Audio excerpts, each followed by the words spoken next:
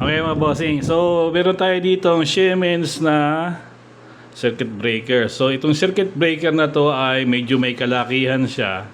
Ang series number niya is yung 3VT3.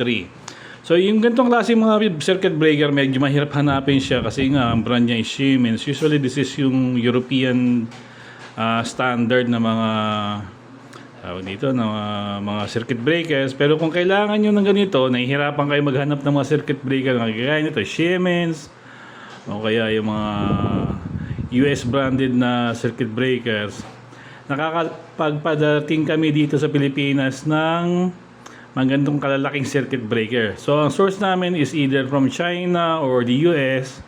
Ang importante dyan is kung may part number kayo, inquire lang kayo sa amin and bigyan namin kayo ng presyo, tapos pag-usapan natin kung anong dapat natin gawin. Kung order kayo, kung ilan. So, kung meron kayong ganitong requirement, okay, so tanong-tanong sa amin. Okay, thank you.